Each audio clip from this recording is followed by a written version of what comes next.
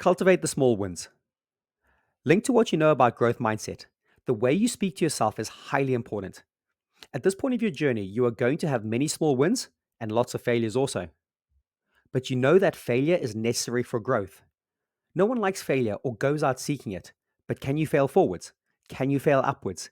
Can you make sure you do not see failure as a limitation of your skills and as an attack on your identity? In order to do this, it's about cultivating and collecting the small wins along the way to build a positive attitude and mindset to all you are doing. Even within your failures and setbacks, you can always find the positives, and you should try and do so. Listen to this next clip from multiple time world champion and world number one squash player Ali Farag, talking about this concept and how becoming world champion was a lot to do with celebrating the baby steps along the way. Obviously, it feels beyond amazing to be world champion.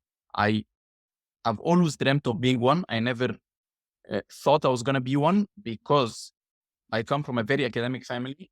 They always had academics as the number one priority. Sports was just a tool, even better than it sounds. People think that it feels, I can't put it into words. Especially because I've always dreamt of being one, but I never thought I was going to become one or even become professional because I come from a very academic background. My dad is a doctor. My uncles are doctors. My mom started their own company as doing in human development. We're all very academic, and I thought always that squash is a tool to build my character and to help me away from the bad things in life as a teenager. And then once I get into college, that was going to be it. Long story short is that because of my wife and my brother and Mike Way, they pushed me to play professional. So to play professional every single step, and that's another thing that that really helped me throughout my journey, is to celebrate the baby steps. Every single baby step I was making was like a big trophy to me. Like I always, once I started playing professionally, okay, my ultimate goal was to become world number one and world champion. That was my ultimate goal. But obviously, from number 80 in the world to become world champion, it's not going to happen overnight. It's going to be years of heartbreaks, years of good wins, years of hours in the gym, years of whatever it may be, a long journey, as you can imagine. And but at the beginning, I had only this inside, and if I fall short in a quarter final of a platinum event, of a major event, when I'm number 30 in the world, I would be very disappointed. I'm not close to being number one in the world. Come on, you have been number 30. You've reached the best 8 in a platinum event. This is a great achievement. And once you see that, it becomes a lot easier.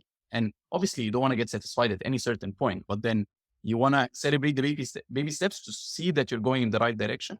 And every single time I would break into the top 20, I would sit back for at least a minute with my family, with Noor, with my coaches. Wow, I'm a top 20 player. Love that. It's people take it for granted, and then when they lose in the last 32 and they're top 20 in the world, why did I lose in the top 32? Yes, you want to ask yourself the questions. Yes, you want to improve, but then Ali, at the end of the day, you're competing with the best 20 player in the world. It's something that you have to be very proud of. And it gives you perspective, does it as well? It gives you perspective. Exactly.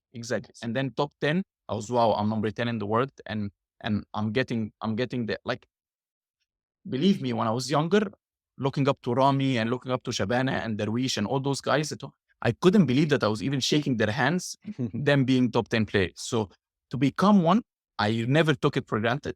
And now as a world champion, I never ever take it for granted. It's just something that I'm very proud of, and I'm always going to cherish this. And it's something, thankfully, that nobody can ever take away from you. And it's something that I'm very proud of.